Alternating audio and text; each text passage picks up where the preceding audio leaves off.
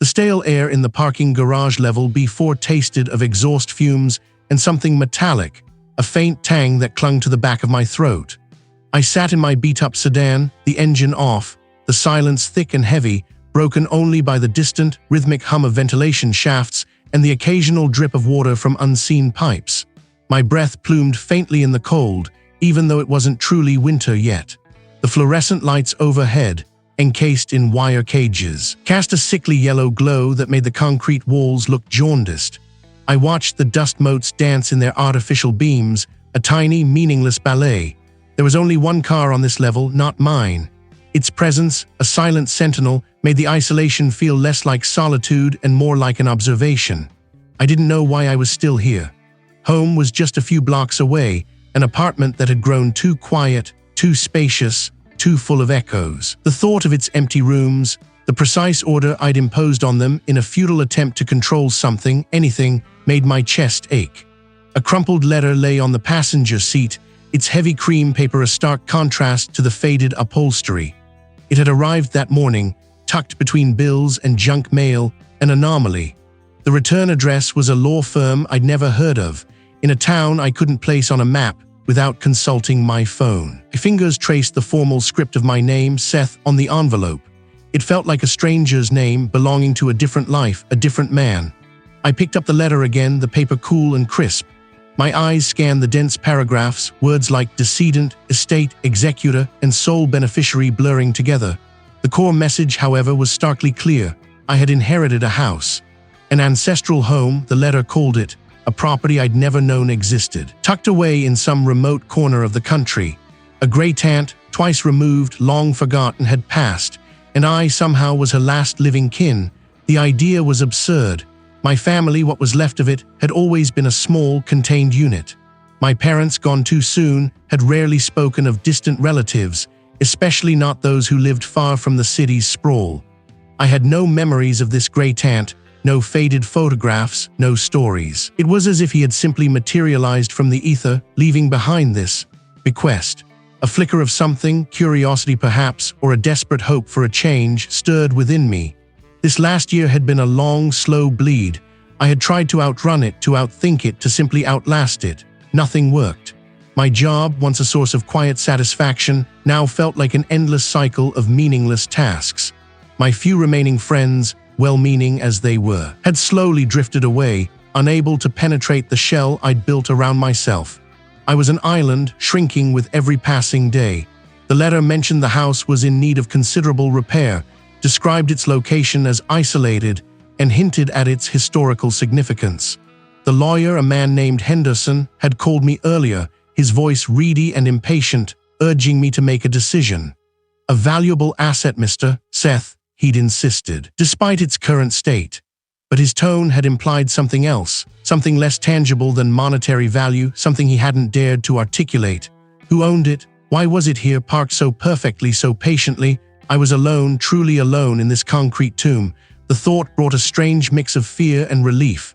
The ancestral home, a place I knew nothing about, in a part of the world I'd never seen, or it could be something else entirely. A burden, a trap, a deeper descent into the quiet despair that had become my constant companion. My fingers tightened around the letter, crinkling the expensive paper. The quiet of the garage pressed in, making the air feel thick, heavy. Was this house an inheritance or an invitation? I sat in my beat-up sedan, the engine off, the silence thick and heavy, broken only by the distant, rhythmic hum of ventilation shafts and the occasional drip. The other car, the one car not mine, sat 2 spaces over, a sleek, dark sedan that seemed to absorb the dim light rather than reflect it. Its presence felt like a misplaced punctuation mark in the otherwise desolate concrete cavern, a silent observer to my lingering hesitation. I gripped the steering wheel, my grip tight, then forced myself to release the breath I hadn't realized I was holding. This was it, no turning back. I twisted the key, the engine coughed to life, and the artificial light of the garage receded in my rearview mirror as I climbed towards the surface. The drive was long, a blur of highway asphalt giving way to narrower state routes, then winding county roads that dissolved into little more than gravel tracks. Each mile peeled away another layer of the familiar world, replacing it with dense, encroaching woods. The sky, which had been a clear, indifferent blue when I left the city, now bruised to a muted gray, heavy with unspoken weather. Rain was coming. I could taste the damp earth in the air, feel the subtle pressure drop. My phone had lost signal miles ago, leaving me with only the static hiss of the radio and the low thrum of the tires against the rough ground. This was precisely the isolation I'd craved, a blank slate to redraw my life, but a prickle of unease started to crawl beneath my skin. Finally, a break in the trees and a crumbling stone pillar emerged from the undergrowth. No gate, just two broken hinges dangling like forgotten jewelry. A long, unpaved drive stretched before me, swallowed almost immediately by an arch of ancient, intertwined branches. The tires crunched over loose stones and fallen leaves, the sedan swaying slightly in the deep ruts. The canopy above was so thick that the afternoon light barely filtered through, casting the path into perpetual twilight. It felt less like an entrance and more like a tunnel, leading deeper into something forgotten. Then through a sudden clearing it appeared, the house. It wasn't just old, it was ancient, hunkered low to the ground like some immense slumbering beast. Windows, many of them broken or boarded, stared out like vacant eyes. A sprawling, irregular shape, it seemed to have grown organically from the very earth, its various wings and turrets added haphazardly over centuries, each architectural style warring with the next. Ivy, thick as my arm, wrestled with crumbling mortar, asserting its slow, green dominion. The roof sagged in places, a patchwork of missing slates, and a single skeletal chimney stood sentinel against the bruised sky. My breath hitched. It was larger than I'd imagined, more imposing, and utterly, profoundly silent.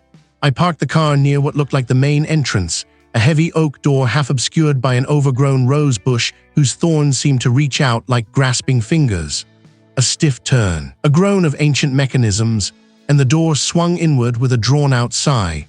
A blast of frigid air hit me, carrying with it a powerful odor of dust, mildew, and something indescribably old, like forgotten paper and buried secrets. The entryway was vast, a cavernous space with a grand, sweeping staircase that spiraled upwards into gloom. Dust motes danced in the sparse shafts of light that pierced the grimy windows, illuminating the peeling wallpaper and the faint, ghostly outlines where paintings once hung. I walked deeper, my hand trailing along a wall, feeling the rough texture of the plaster beneath layers of flaking paint. The living room was a mausoleum of draped furniture, white sheets covering what must have been sofas and armchairs, transforming them into spectral forms. A grand piano, its lid closed, sat in one corner, a silent sentinel. I pulled back a sheet from a small, ornate table, revealing a thin film of dust. Undisturbed for years, my fingers left clean trails. It felt like walking into a photograph, a moment frozen in time. The kitchen, surprisingly, felt less grand but more unsettling. On a butcher block counter, an old, tarnished copper pot sat, as if someone had just placed it there and then vanished. I reached out, my fingers brushing the cool metal. As I did, a floorboard directly behind me gave a sharp, sudden crack. I spun around, my heart leaping into my throat. Nothing, just the empty hallway stretching back towards the front door. The sound of the house settling, I told myself, a common occurrence in old structures. But the air around me felt suddenly heavy, watchful. My skin tingled. Was I truly alone? I sat in my beat-up sedan, the engine off, the silence thick and heavy, broken only by the distant, rhythmic hum of ventilation shafts and the occasional drip of condensation from unseen pipes. The single car, not mine, parked 3 spaces down, seemed to absorb the dim light, its darkened windows like vacant eyes. I gripped the steering wheel, my grip tight. It was a feeling, an intuition that had me frozen, unable to start the engine, unable to leave. My mind replayed the unsettling encounter with the property manager. His evasiveness, the way his eyes darted. The strange pause before he handed over the keys. It felt like a warning, unspoken and heavy. But what was he warning me about? A bad foundation? A leaky roof? Or something else entirely?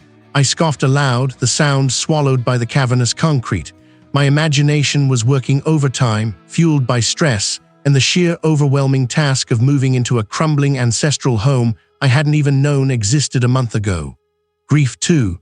I needed to get a grip. With a jolt, I twisted the key. The engine coughed to life, a familiar rumble that vibrated through the floorboards. I backed out, the tires squealing faintly, and wound my way up through the concrete labyrinth, each level brighter than the last, until I emerged blinking into the late afternoon sun. The world outside felt sharp, real, almost too vibrant after the subterranean gloom. I took a deep breath, pushing away the lingering sense of unease. The drive back to the house was uneventful, a blur of familiar roads and fading light. I tried to focus on practicalities: the leaky faucet in the kitchen, the broken window pane in the study, the boxes still stacked in the foyer. These were tangible problems, things I could fix with my own two hands. They were a shield against the creeping irrationality that had started to take root in my mind. When I pulled into the long, gravel driveway, the house stood silhouetted against a bruised purple sky, its gables and turrets like jagged teeth. It looked less imposing now, more tired. I felt a strange pang, a mix of responsibility and a burgeoning affection for the old place. This was my fresh start, I reminded myself, my chance to build something new from the wreckage of my past. Inside, the silence was immediate and profound, a heavy blanket after the drone of the car engine. The air, despite my efforts to open windows, still held that faint, earthy scent like damp soil and forgotten things. I started unpacking a box of books in the small study, arranging them on shelves that bowed under the weight of decades of dust. My movements were slow, methodical. It was a grounding activity. Then I saw it, a flicker, just at the edge of my vision where the study met the hallway. It wasn't the slow creep of a tree branch outside, nor the play of light from the setting sun. This was sharp, concise, gone before I could fully turn my head. I froze, a book half lifted. "Hello?" I called out, my voice sounding thin and reedy in the quiet. No answer, of course not. It was an old house. Dust motes settling light, my tired eyes playing tricks. I rubbed my temples, forcing myself to focus on the task at hand. Just fatigue, too many sleepless nights. I continued unpacking, but my concentration was fractured. I kept glancing towards the hallway, my senses on high alert, listening for a floorboard creak, a rustle of fabric, anything to explain the fleeting movement. Nothing came. The refrigerator hummed, a comforting modern sound in the archaic space. I chopped vegetables on a worn butcher block, the rhythmic thud of the knife a steady counterpoint to the quiet. That's when I heard it again. So faint, so delicate, it could have been the wind sighing through a crack in the window frame. Or the old pipes settling, but it wasn't. It was too specific, too close. A soft, sibilant sound like dry leaves rustling or a secret being breathed into the air. I stopped chopping, my hands suspended over the cutting board, my breath hitched. "Who's there?" I demanded, my voice tight. I strained my ears, my heart thrumming a frantic rhythm against my ribs. There was nothing, just the refrigerator and the distant, almost imperceptible groan of the old house. My mind raced, trying to rationalize. The wind, definitely the wind. This place was a sieve, or maybe the house settling, old wood fibers contracting. I was alone here, completely alone. There was no one else. The thought was supposed to be comforting, a reminder of my solitude, but it only amplified the vulnerability. I decided to check the pantry anyway, flashlight in hand.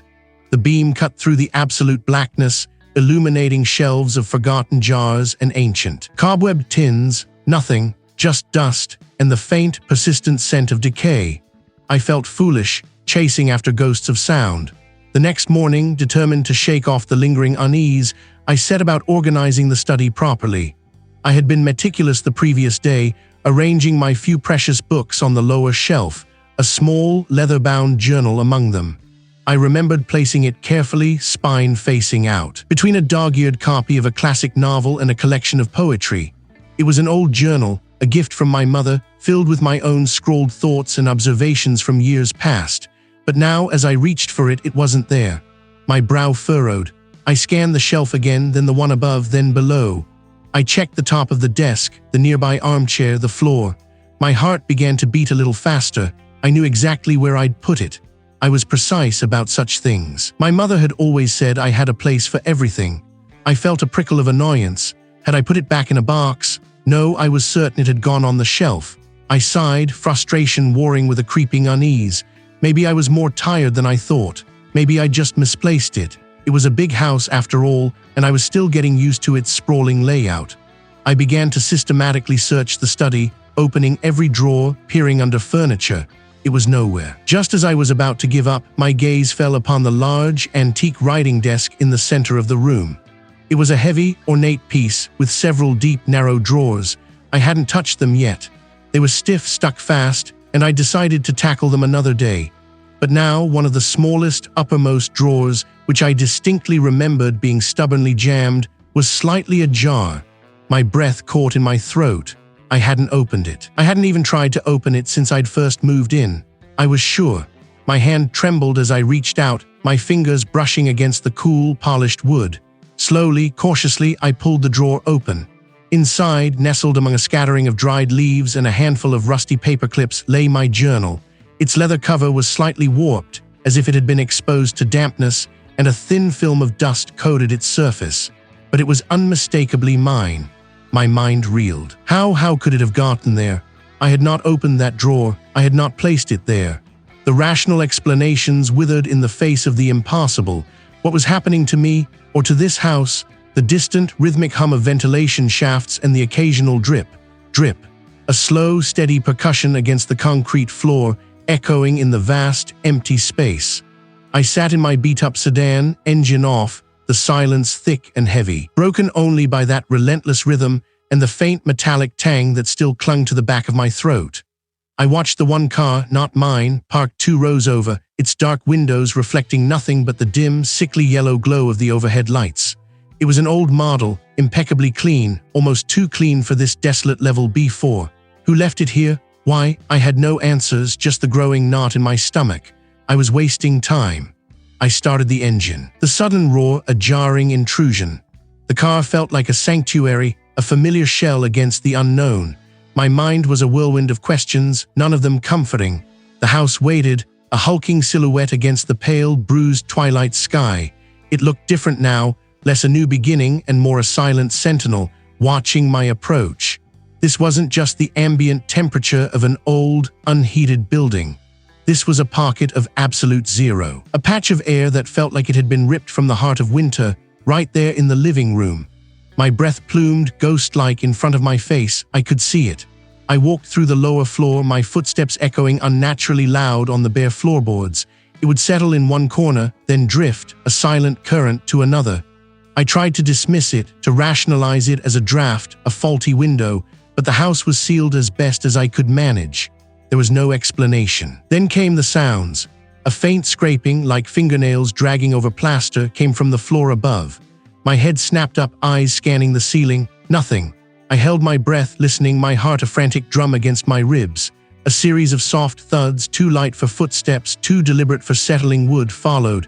They seemed to move from what I assumed was the master bedroom down the hall and then stopped directly over my head. My skin prickled. I felt eyes on me. Always, not from a window, not from a door, but from the very walls themselves, from the air itself. The air grew thick, not with dust, but with something heavy, almost viscous. It pressed down, a tangible weight on my chest, making each breath a conscious effort. I found myself instinctively shrinking, trying to make myself smaller, less noticeable. This wasn't just my imagination. The house was actively pushing back, asserting something. Its presence was no longer subtle. I needed answers. I needed to understand what this place was, what it had seen, what it held. My laptop screen glowed, a sterile beacon in the gloom of the living room. Blackwood Manor history, I typed, fingers trembling slightly as I hit enter. The internet was a vast ocean, but this house seemed to be a forgotten island. Search results were sparse, mostly property records, old real estate listings, and vague local folklore forums. One thread, buried deep, mentioned unexplained occurrences and missing persons related to the manor, but the posts were old, unverified, and quickly devolved into arguments about local teenagers trespassing. Nothing concrete. The answers weren't online. They were here, in the house itself. The attic was a mausoleum of forgotten things. Dust motes danced in the single shaft of light from a grimy window as I pulled open a heavy, leather-bound ledger. It smelled of mildew and dried paper, a scent that caught in my throat. The pages were yellowed, brittle, filled with elegant, spidery script.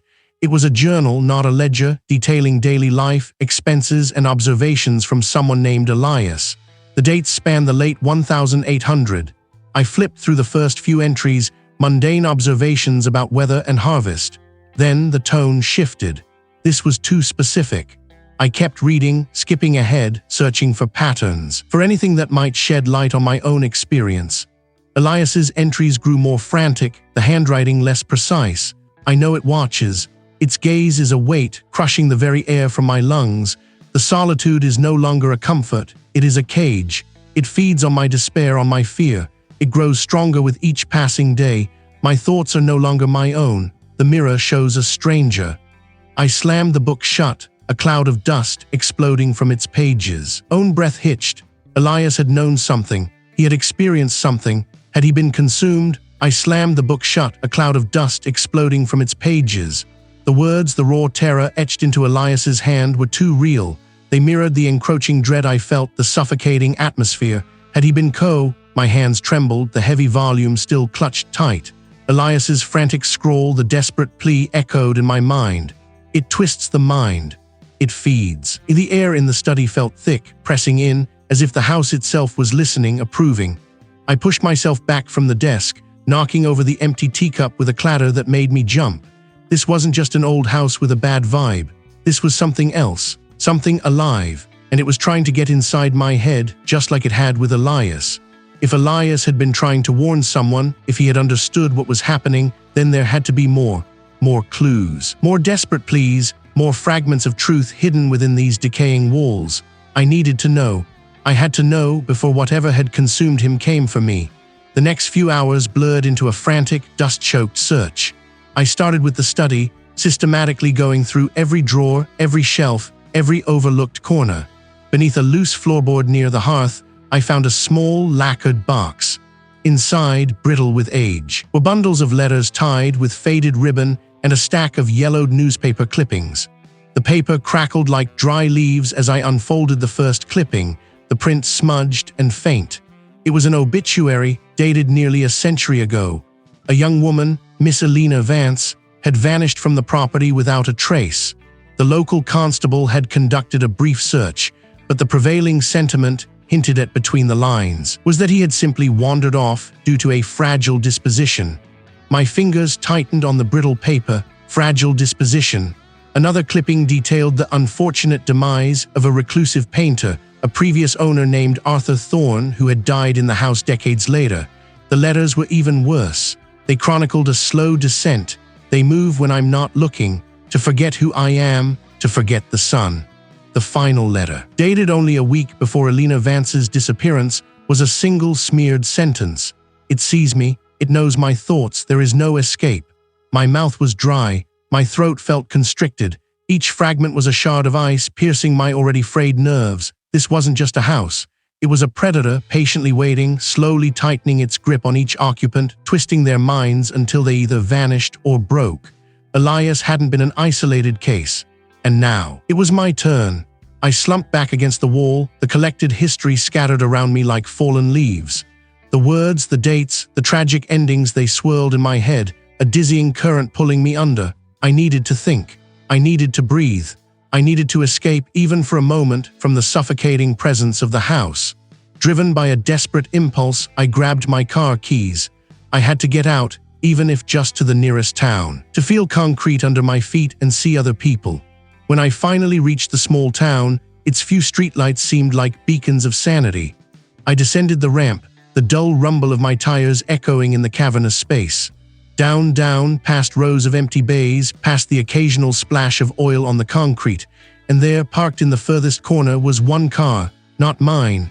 No other vehicles occupied this level, just my car and this one. My breath hitched. Who would park down here alone in a garage that was otherwise deserted? The silence stretched, amplifying the faint drip of water somewhere in the distance. I felt a prickle on the back of my neck, the sensation of being observed even though I saw no one. Was it a coincidence, or had the house's reach extended further than I dared imagine? What was it doing here? Elias hadn't been a victim in the traditional sense. He'd been a sculptor, a craftsman of his own demise, guided by unseen hands. The fragments I'd unearthed, the scrawled notes hinting at a slow, insidious erosion of self, they were a testament to something far more sinister than a simple haunting. This house wasn't just a place where bad things happened, it was an active participant, a conscious entity. My stomach clenched, a cold, hard knot of resolve tightening within me. I wouldn't be another Elias. I wouldn't just vanish or break. I would understand, I would fight. But understanding, I was quickly learning, was a luxury the house rarely afforded. The air in the study, thick with the scent of aged paper and something else, something subtly metallic and sweet, felt heavy on my skin. I needed air. I needed distance. I needed to think outside these walls, even if only for an hour. I grabbed my keys, the metal cold against my palm, and headed for the garage. My old sedan, a faded blue relic, was waiting for me, a comforting anchor in the encroaching strangeness. The concrete ramp spiraled down, the tires humming a low, monotonous tune that did little to soothe the growing unease in my gut. When I reached parking garage level B4, one car, not mine, was parked directly opposite my usual spot. It was a sleek, black sedan, far too new, too polished, to belong in this grimy, forgotten corner of the city's underbelly. I slowed, my foot hovering over the brake pedal. The car wasn't just out of place. It felt wrong. Too close, too deliberate. I could feel my pulse quicken, a dull throb behind my ears. I knew every vehicle that belonged to the other residents, the handful of reclusive tenants who shared this crumbling building. This car wasn't one of them. My eyes scanned the interior of the black sedan, drawn by an inexplicable pull. The windows were tinted, but not completely opaque. In the flickering light, I thought I saw a shape in the passenger seat, a slumped form. My breath hitched. There was someone waiting for what for me? This was ridiculous. It was a car, just a car, probably a visitor or someone who'd made a mistake. But the feeling persisted, an icy finger tracing a path down my spine. I forced myself to look away, to focus on my own car, to get out and just go. But when I glanced back, the shape was clearer. A head leaning against the window, and then a glint, gold, a familiar locket, my mother's locket. The world tilted. My vision blurred at the edges. No, that was impossible. My mother's locket was. I didn't know where it was. It had been lost in the fire, or maybe packed away, forgotten in a box somewhere after the accident. I slammed the car into park, the sudden jolt rattling my teeth. My hand flew to the door handle, then hesitated. What if it wasn't her? What if it was just a trick of the light, a cruel coincidence? Or worse, what if it was her, and this was some twisted mockery? My mind reeled, trying to reconcile the image with the undeniable reality of her death. It was the scent of her favorite perfume, the one she wore on special occasions. My stomach clenched, a wave of nausea washing over me. This wasn't real. It couldn't be. I stumbled out of my car, my legs feeling like lead. The flickering light above the black sedan seemed to intensify, focusing on the passenger window. I could see the locket now, unmistakable, catching the light. My voice sounded alien, fragile, a subtle shift. The head in the passenger seat seemed to turn just slightly, too slight to be certain, but enough to trigger a primal fear. I stood there, frozen, unable to move, unable to look away. My eyes strained, desperate to pierce the gloom to understand what I was seeing. When it returned, the black sedan was empty. The passenger seat was bare, no locket, no slumped figure. I swayed, gripping the side of my own car for support. My hands were shaking uncontrollably, a fine tremor running through my entire body. Had I imagined it? Was I seeing things now, even out here away from the immediate presence of that malevolent structure? My mind raced, trying to find a logical explanation. A trick of the light, a hallucination. But the scent of roses still lingered, faint but undeniable, clinging to the cold air. I stumbled back into my car, fumbling with the keys, my hands too unsteady to insert them into the ignition. My chest felt tight, my breath shallow. It felt like an accusation. What was real and what wasn't? And if my own mind could betray me so completely, what hope did I have of fighting anything at all? The thought, a cold worm in my gut, burrowed deeper. This wasn't just a house with a history, it was a hungry maw, and I was next on the menu. I couldn't stay, not another minute. My determination, a fragile shield against the creeping dread, hardened. I grabbed my phone, the plastic cool and smooth against my palm. I scrolled through my contacts, pausing on a colleague from my old firm, a pragmatic woman who dealt only in facts and figures. He would ground me. He had to. The phone rang once, twice, a sterile, distant sound. A faint hiss of static answered, like dry leaves skittering across pavement. "Hello, can you hear me?" A low murmur, indistinct. Like someone speaking through a thick wall. It wasn't her voice. My grip tightened on the phone. "Who is this?" I demanded, a tremor in my throat. The murmur solidified, coalescing into something almost intelligible. "Lonely, Seth, aren't I so very alone?" The voice wasn't speaking to me, It was speaking from inside me, a thought given sound, a truth twisted into a taunt. My breath caught. I slammed the phone down, the plastic clatter echoing. It wasn't possible. Couldn't be. I picked it up again, my fingers trembling. The screen was black, dead. I'd charged it just this morning. My heart began to drum a frantic rhythm against my ribs. It wasn't just the phone, the internet connection had been spotty for days, the landline silent. The house was cutting me off, slowly, methodically. I needed to leave. Now, the air grew heavy, thick with the smell of dust and something else, something cloying and sweet like wilting lilies. It clung to my clothes, my hair. As I reached the front door, a warmth spread through me, a sudden, unexpected comfort. This was deeper, more insidious. It felt like an embrace, gentle and understanding. Why flee, Seth? Why endure the harshness of the outside? Here I am understood. It felt like the promise of an end to the gnawing grief, a balm for the wounds I carried. It offered solace, a sanctuary from the world that had taken so much. I could feel it, almost taste it, the quiet peace. A sensation of struggle. It was a tempting, dangerous thought. My hand hovered over the doorknob, hesitating, but then Elias, his slow erosion, his final, desperate scrawls, this was the lure. This was the invitation to the sculptor's table. I pushed the warmth away, forcing myself to turn the knob. The cold metal shocked my skin. I had to get to town, to a public place, somewhere with other people, somewhere the entity couldn't reach. My old pickup truck, a rusty, faithful contraption. Started with a grumble. I backed out of the driveway, gravel crunching under the tires, and drove. I drove past the overgrown fields, past the skeletal trees, past the forgotten road signs. The world outside the house felt muted. The colors seemed duller, the sounds fainter, as if I was watching it all through a pane of dirty glass. I needed to speak to someone, anyone. The nearest town had a small, independent coffee shop, the kind where the barista knew everyone's order. I'd go there, use their Wi-Fi, call the police if I had to. Explain what? No, I'd just tell them I needed help, that I felt unsafe. But the road, a familiar stretch I'd driven countless times since arriving, began to feel alien. The trees closed in tighter, their branches like skeletal fingers. The sky overhead was a bruised purple, though it was barely late afternoon. A heavy fog, thick and unnatural, began to roll in, obscuring the familiar landmarks. I slowed the truck, my grip tight on the steering wheel. A sharp turn, one I didn't remember, led me down a steep incline. The fog swallowed my headlights. I peered through the windshield, my vision blurring. The air grew heavy with the scent of damp concrete and stale exhaust fumes. My tires hummed on asphalt, not the gravel I expected. When the fog finally thinned, I found myself in an enclosed space. Fluorescent lights, buzzing and flickering, cast a sickly yellow glow on low concrete ceilings. My breath plumed. I was in a vast, empty expanse of gray, a parking garage.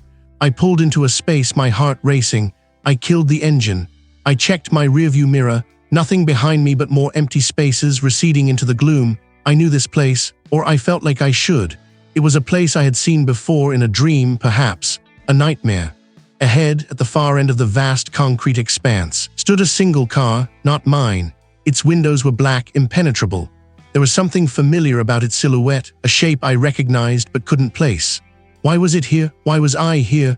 I was in parking garage level B4, one car, not mine. It wasn't empty, it was waiting. What was waiting inside that car? I could feel it. A silk thread weaving into the deepest cracks of my being, tempting me to simply let go.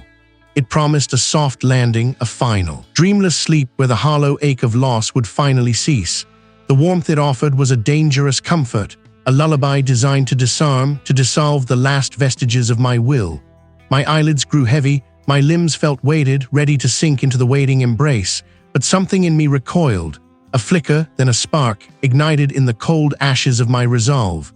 This wasn't solace, it was surrender. This wasn't an end to grief. It was its ultimate consumption. This was the entity, the ancient hunger, finally making its move, trying to lure me into its maw with the illusion of peace. My eyes snapped open. The antique clock on the mantelpiece had stopped, its hands frozen at an impossible hour.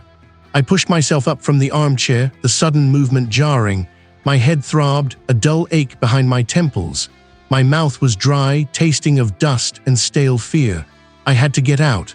I had to break free of this suffocating influence, even for a moment. A fresh start, I had told myself. This wasn't a fresh start. It was a slow, agonizing end. Each step towards the front door felt like wading through treacle, the floorboards groaning under my weight as if reluctant to release me. The house seemed to watch, its unseen eyes following my every move, a palpable weight pressing against my back. The air outside was damp and smelled of decaying leaves and wet earth, a contrast to the dry, musty scent indoors. I hurried to my car, parked haphazardly on the overgrown gravel drive. I jammed the gear into reverse, gravel spitting under the tires, then spun the wheel and accelerated down the long, winding dirt road. I gripped the steering wheel, gripped tight, my foot pressed hard on the accelerator. The car bounced and swayed, the ancient suspension groaning. I watched the odometer, watched the minutes tick by on the dashboard clock. 10 minutes, 20, 30. I should have reached the main road by now. There was no turn-off, no familiar landmark, just an endless tunnel of trees and the same narrow, unpaved track. I checked the rearview mirror, expecting to see the house, but the road behind me was empty, fading into a hazy, indistinguishable distance. The landscape outside my window remained stubbornly identical, dense, ancient woods, their branches intertwining overhead, creating a perpetual twilight. The air inside the car grew stale, despite the vents blowing. I could smell something else now, something metallic and damp, like old concrete after a rainstorm. Suddenly, the road ahead seemed to ripple. The dirt surface wavered, then solidified into cracked asphalt. The trees on either side of me didn't just thin, they simply ended, replaced by a solid, unbroken wall of gray concrete. The sky above me vanished, replaced by a low ceiling punctuated by flickering fluorescent lights. My stomach lurched, a sickening twist that made me gasp. The car continued to move forward, no longer on a dirt road, but on a downward sloping ramp, the sound of my tires echoing strangely. My foot instinctively moved from the accelerator to the brake. The car shuddered to a halt. I was in a vast subterranean space. I stared, utterly bewildered. My own car sat in a marked bay, the yellow lines faded and cracked. It was undeniably my vehicle, my dented bumper. The mud from the drive still clinging to the wheel wells, but I didn't drive into a parking garage. I drove away from the house, down a dirt road into the wilderness, and yet here I was. My eyes scanned the vast, dimly lit space.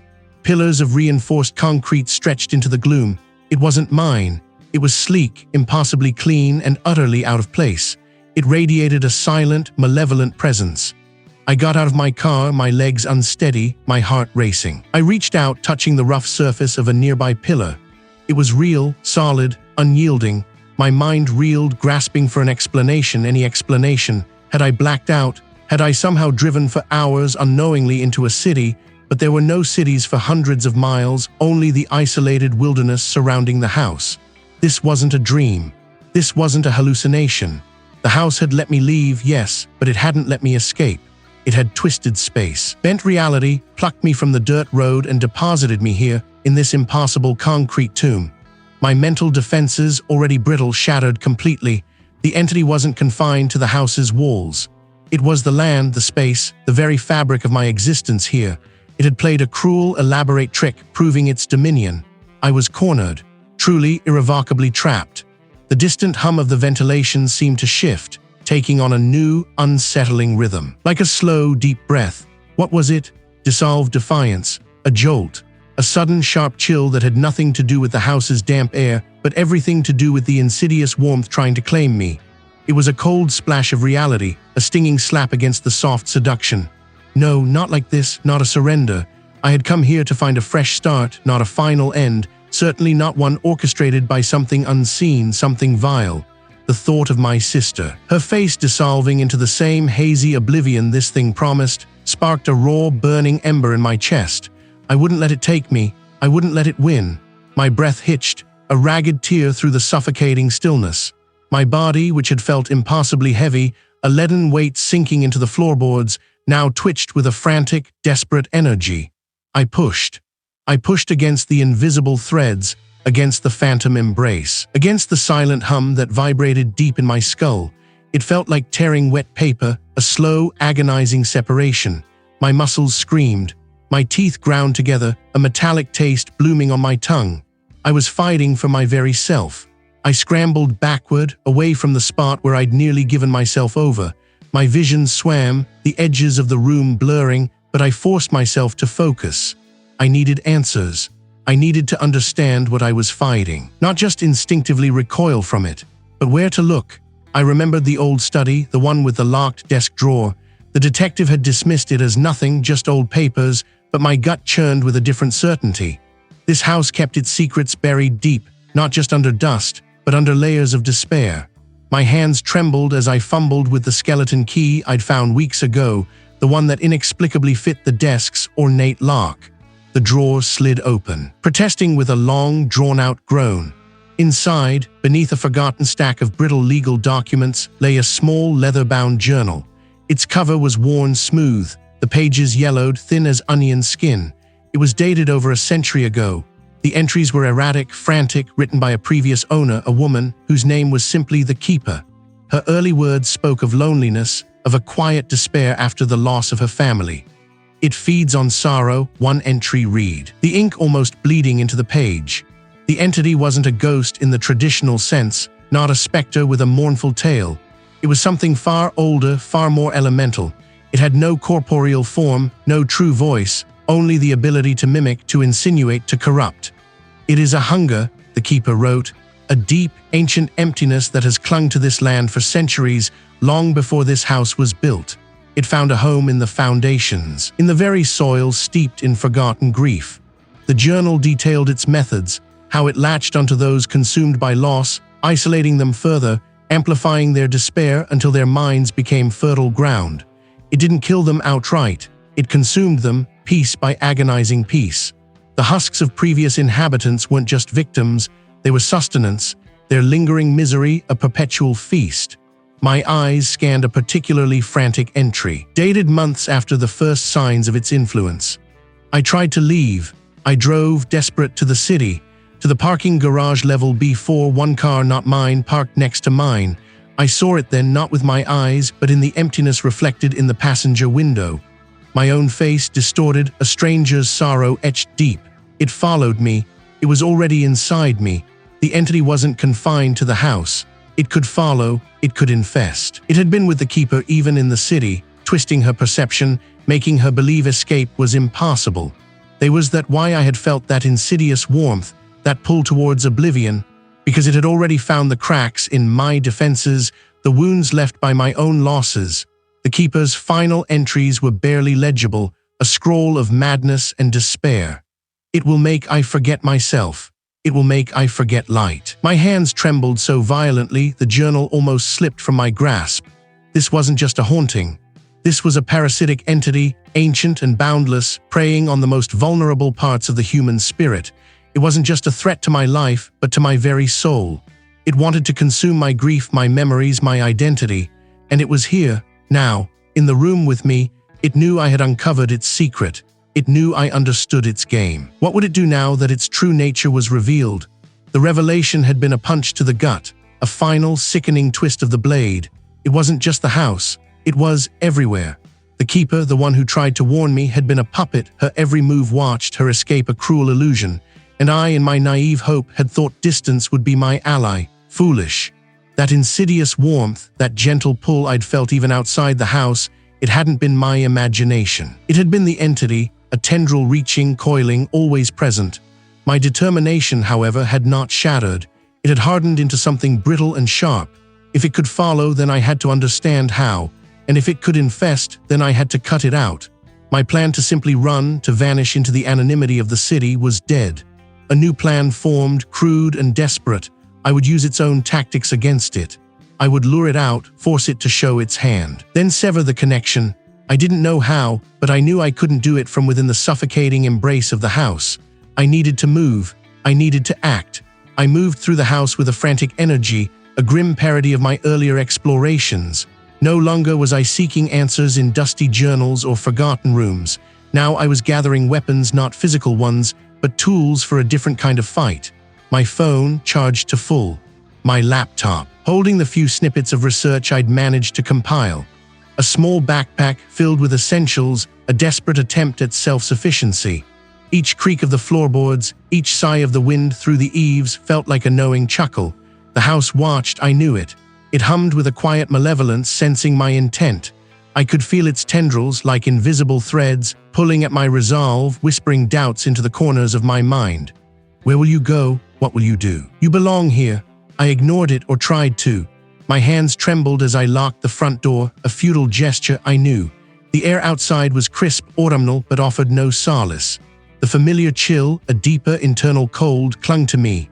As I drove down the long, winding driveway, away from the skeletal trees and the looming facade of the house, I felt a strange sense of lightness, quickly replaced by a profound unease.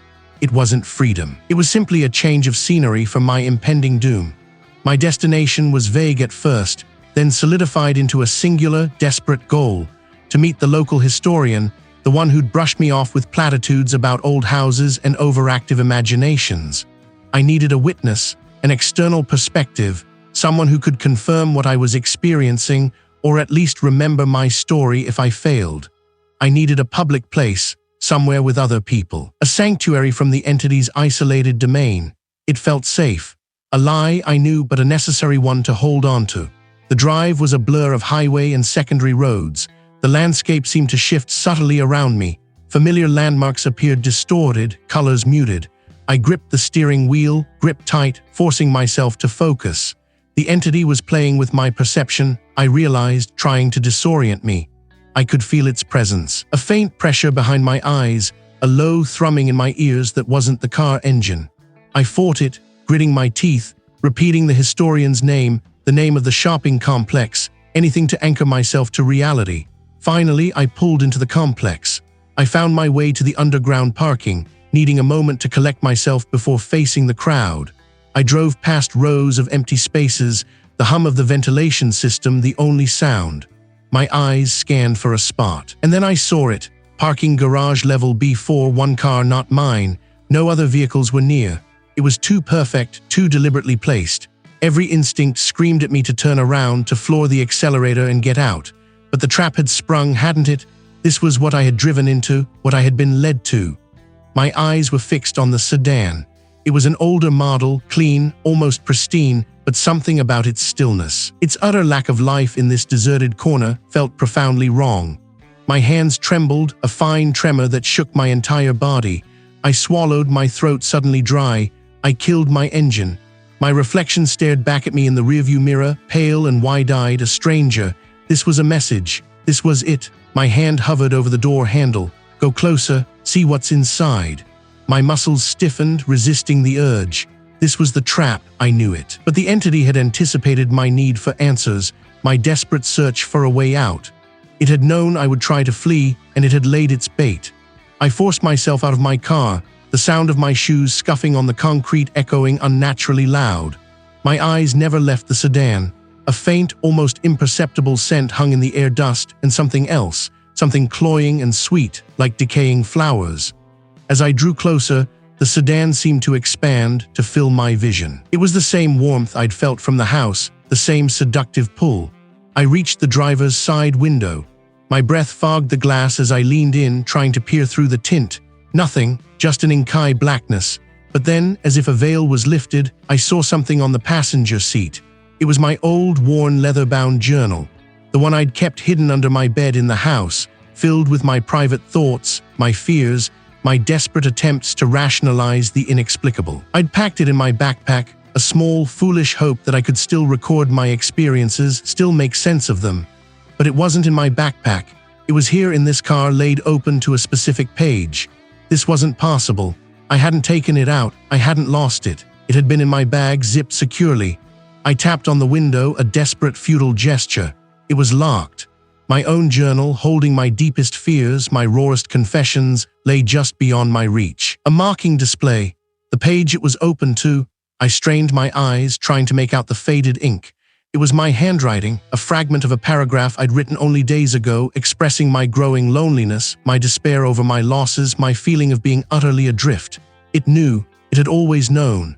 My escape wasn't an escape at all. It was merely a deeper burrowing into its grasp. The entity hadn't just followed me, it had anticipated me, guided me, orchestrated this entire desperate flight. I wasn't fighting it. I was dancing to its tune. The warmth intensified, no longer seductive, but suffocating. It felt like a slow burn, not on my skin, but deep within my chest, spreading through my veins. A profound weariness settled over me, a bone-deep exhaustion that made my legs feel like lead. My thoughts grew sluggish, hazy.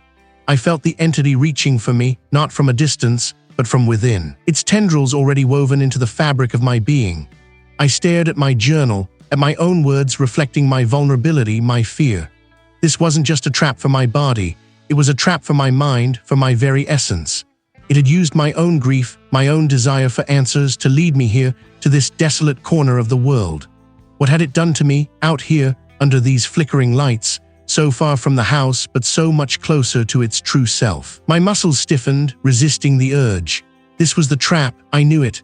I felt a profound sense of despair, a cold certainty that my every move was merely a dance it choreographed. My head throbbed, a dull ache behind my eyes that seemed to pulse in time with a phantom heartbeat. My own perhaps, or something far older. A whisper slithered into my mind, not a sound I heard with my ears, but a thought that wasn't mine. You are alone, you always have been. The words felt like a physical weight, pressing down on my chest, stealing my breath. I tried to push them away, to clench my fists and fight, but my limbs felt heavy, unresponsive. It was as if I was sinking into quicksand, my efforts only pulling me deeper. The air around me thickened, not with smoke or fog, but with an unseen density that made each inhale a struggle. A faint, metallic tang coated my tongue, like old blood or rust.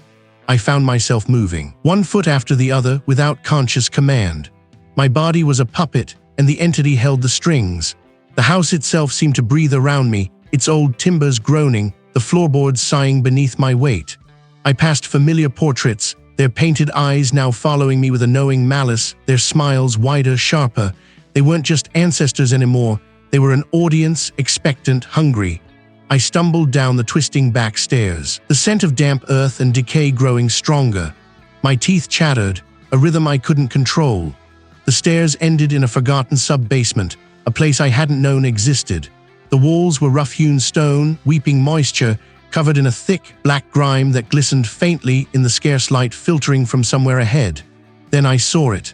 A single, bare bulb hung from a frayed wire, casting a sickly yellow glow on a narrow, concrete corridor. Air here was heavy with the smell of exhaust fumes and stale concrete, a stark contrast to the organic decay of the house above. This was new. This was alien. The corridor sloped gently downwards, leading me deeper, further from any hope of escape, forever empty. My head swam, my vision blurred at the edges, the concrete walls seeming to ripple and distort. I felt a profound disorientation, a sense that my own mind was unraveling. The corridor opened into a vast, cavernous space, the mandatory location. I was in the parking garage level B4, one car not mine. The air was thick with the scent of oil and gasoline, mixed with that persistent metallic tang. The space was immense, concrete pillars stretching into the gloom, their surfaces stained with ancient leaks and grime. But it was empty, utterly empty save for one vehicle. It was an old model, a sedan, black as pitch, and it radiated an unsettling stillness. The entity's presence here was overwhelming, a suffocating blanket that pressed down on me. It was feeding, I realized, not just on my despair, but on the very essence of my being. My memories flickered, images of my mother, my father, my friend, all distorted, their faces twisting into grotesque parodies of grief. My skin felt too tight, too thin, as if the outer layer of me was dissolving. But then, a spark, a flicker of defiance. As it tried to devour the memory of my mother's final smile, a different image surfaced. Not of her death, but of a day long ago when I was small. We were in a park, sunlight warm on my face. He was laughing, her hand strong and warm in mine. She squeezed my hand, a silent promise. The entity recoiled, a barely perceptible shudder in the suffocating presence. It was a jolt, like static electricity, a momentary break in the overwhelming pressure. It hadn't expected resistance, not here, not now. It fed on despair, yes, but perhaps it couldn't consume pure, unadulterated love, a memory untainted by grief. It wanted to twist the good to make it bitter. But this memory, this simple, powerful image, remained pristine. A small, defiant breath escaped my lips. I was still Seth. I was still me. The entity's hold loosened, just a fraction, but enough. Enough for me to remember the way my father used to tell me stories, his voice a comforting rumble, even when the world outside felt too loud. Enough for me to recall a moment of quiet pride when I finished a difficult task, alone but not lonely. Foolishness, weakness. It pressed harder, trying to reassert its dominance, but the crack had formed. My muscles, once stiff with resignation, now tensed with a different kind of resolve. I had been aimless, yes, but I was not weak. I had grieved, but I was not empty. What if its power wasn't absolute? What if its strength was merely a reflection of my own surrender? Could I truly fight something that had already burrowed so deeply into the marrow of my bones, into the very core of my mind? This was the trap. I knew it. I felt a profound sense of despair, a cold certainty that my every move was merely a dance to its tune. But then, a flicker, a spark of something stubborn and small. Deep in my chest, it had known my despair, yes, but it hadn't accounted for the rage that flared alongside it. I wouldn't just be consumed, not like this, not without a fight. The house seemed to sigh around me, a long, drawn-out groan of settling timber and groaning pipes. It was a sound I had come to associate with the entity's presence, its very breath. I closed my eyes, picturing the house not as a shelter, but as a cage, a body. And if it was a body, it must have a heart. A core. I opened my eyes, scanning the hallway. The air was thick, heavy, pressing down on my lungs. Dust motes danced in the slivers of light that cut through the grimy windows, looking like miniature, frantic souls. My gaze drifted to the staircase, a dark moor leading up to the forbidden attic. I had always avoided that space, a place of old things, forgotten things, grief, despair. The entity's sustenance. They were my own thoughts, twisted, distorted. Give up, Seth, it's futile. I read tired, just rest. Each word was a tendril seeking purchase in the raw wounds of my recent losses. I clenched my jaw, pushing back. I wouldn't rest, not until this was done. My legs felt heavy, as if moving through water, but I forced one foot in front of the other towards the stairs. The wood creaked under my weight, each step a protest. The banister felt slimy beneath my fingers, slick with an unseen film. I could feel the entity focusing on me, its attention a palpable weight. It didn't want me in the attic. This was the first sign. The rattling of glass, the scuttling of unseen things in the walls, the distant creak of a floorboard above, as if something was pacing. It was trying to disorient me, to make me doubt my path. But I focused on the climb, on the rhythmic push and pull of my muscles. Up, always up. Midway up the second flight, the air shifted again. A different smell, faint at first, then growing stronger, damp earth. Old metal and something else, something cloying and sickly sweet, like decaying flowers. The walls around me began to subtly warp, the wallpaper patterns rippling like water. I blinked, trying to clear my vision, but the distortions persisted. Was this real, or was my mind already breaking? I reached the attic door. It was a simple, unpainted slab of wood, warped and splintered with age. No lock, just a tarnished brass knob. My hand trembled as I reached for it. I took a deep breath, the air burning in my lungs. I twisted. My heart hammered against my ribs. I stood on parking garage level B4, one car, not mine. Fluorescent lights hummed overhead, casting a sickly yellow glow on the empty spaces. It wasn't mine. This was it. The entity's most insidious trick.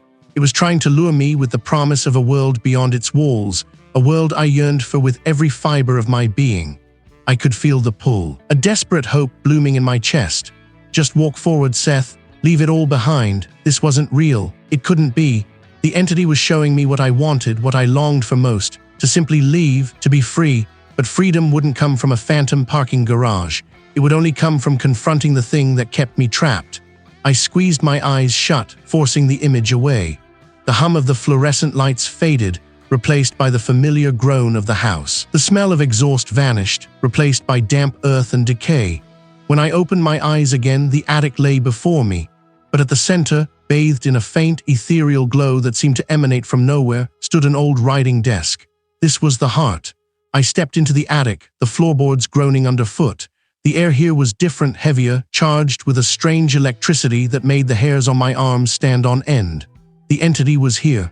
I could feel it, a vast, formless presence that filled every corner of the room, pressing down on me, trying to crush me with its sheer weight. It was a chorus of voices, overlapping, indistinct, yet undeniably mine. My grief, my loneliness, my despair echoed back at me. And what will I do now, Seth? I am just a man, weak, broken. I ignored the voices, focusing on the desk. On its surface, a single leather-bound journal lay open. Its pages were yellowed, brittle. A single, faded photograph was tucked into the open spread. I recognized the face immediately. My ancestor, the one who had built this house, the one who had perhaps first invited the entity in. My understanding of the entity had been incomplete. It didn't just feed on despair. It was despair manifested and tied to this place, nurtured by generations of sorrow. It had grown, festered, becoming an integral part of the very structure. But if it was tied to the house, could it be severed? Or was the house simply its flesh and the desk its bone? I took another step towards the desk, and the entity retaliated. A sudden violent tremor shook the attic. Old trunks rattled, sheets billowed, and a shower of plaster dust rained down from the ceiling. A sharp, stinging pain flared in my head, as if an ice pick had been driven through my temple. I stumbled, clutching my head, gasping. The voices shrieked now, a cacophony of my deepest fears. "I cannot fight what I am, Seth." This was its last resort, its final desperate attempt to break me. The journal seemed to hum beneath my touch. There was the entity bound to this journal, to the story written within, or was the story merely a record of its origins, its growth? The hum under my palm vibrated through my bones, a low, guttural thrum that felt like 1,000 insects buzzing inside my skull. This wasn't just old paper and leather. This was alive, or at least, was connected to something that was. My fingers curled around the journal's spine, the leather dry and brittle against my skin. The cold, smooth wood of the desk pressed into my forearm. The room pulsed around me, the shadows lengthening and shrinking with a breath I could almost hear. The air grew heavy, thick with the scent of stagnant water and something metallic, like old blood. Its presence was a suffocating blanket, pressing down, trying to crush me. "Just let go, Seth. It will be over," but I wouldn't, not now, not after everything. The pages of the journal felt warm now, almost feverish, or perhaps its very prison. My thumb brushed over the faded inscription on the cover, too worn to read. I didn't need to, I knew what I had to do. This wasn't about understanding its history anymore, not about piecing together the grim puzzle of this house. It was about severing the connection, about cutting the thread. With a grunt, I lifted the heavy book.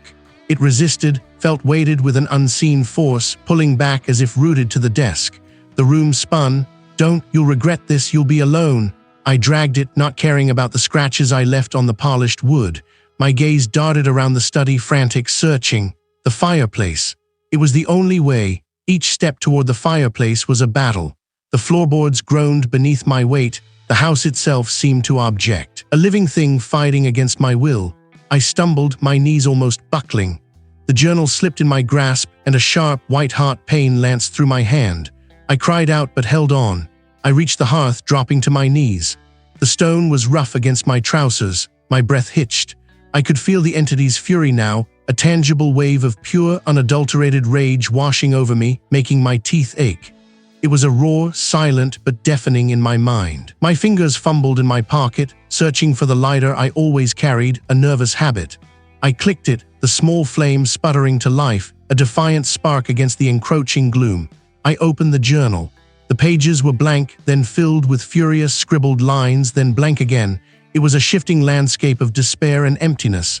The paper felt strangely damp, clammy. Then a face, my own face. My stomach lurched. It was trying to show me what I would become, what it had made of me. This was the reveal. The journal wasn't just a record of its victims, it was the entity's mirror, its very essence, reflecting and consuming the despair of those it touched. It tethered the entity to this world, to this house, by binding the stories of its victims. And now it was trying to bind mine. With a surge of adrenaline, I brought the flame to the page.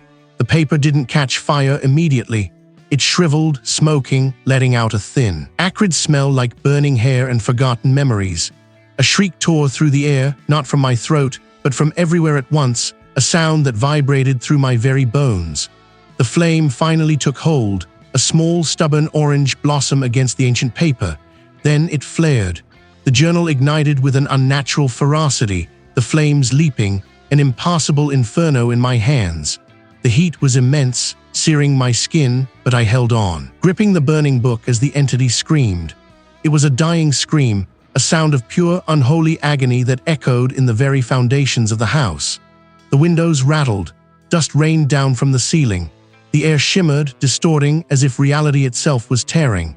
I watched, mesmerized by the destructive beauty, as the pages curled into black ash, the covers twisting and charring. The gaunt face on the page screamed one last, silent, agonizing scream before it, too, dissolved into smoke. The heat became unbearable, forcing me to drop the remains into the fireplace. The last embers pulsed, then faded. The room fell silent. The air was still, thick with the smell of smoke and something else, something clean and empty. I sat there gasping, my chest heaving, the taste of ash and fear in my mouth. My hands trembled, raw and blistered, but the pain was distant, secondary. I had done it. I had survived, or had I? It was the peace of a tomb. Peace of something dead. I pushed myself to my feet, my legs unsteady beneath me. Each step was an effort. The house felt vast, empty, yawning around me. I made my way out blindly through the dust-choked halls, past the peeling wallpaper, the cracked plaster. My eyes stung. My throat was raw. I just needed to leave, to put distance between myself and this place. I don't remember walking out the front door. I don't remember getting in my car. The next thing I knew, I was elsewhere. A low hum vibrated around me, the distant drone of unseen machinery. I blinked, my vision blurry, and found myself in a cavernous space, dimly lit by bare bulbs hanging from a low ceiling. Concrete pillars rose around me, stained with grime and moisture. Water dripped, a slow, rhythmic plink, plink, plink, echoing in the vast, empty space. I was in a parking garage, level B4. My car wasn't there. Its windows were tinted, reflecting the dim lights back at me like dead eyes. The air hung heavy still. My heart began to thump a frantic rhythm against my ribs. How had I gotten here? And where was my car? I stumbled forward, my legs stiff, feeling for my keys, for my wallet. Empty. My pockets were empty. My head swam. The house, the fire, had it truly happened? Or was this another trick? Another layer of its cruel deception? Its headlights flashed, briefly blinding me, then settled into a steady beam. The car began to move slowly, deliberately, turning to face me. The driver's side window began to roll down, a silent, almost imperceptible descent. Was I truly free, or had I simply traded one prison for another, a greater, more insidious cage, one without walls, one where the entity could follow me anywhere, everywhere? The window paused, halfway down. What waited for me inside that car? What had I truly unleashed by burning the journal? Or was it waiting for me all along, just beyond the edge of the world?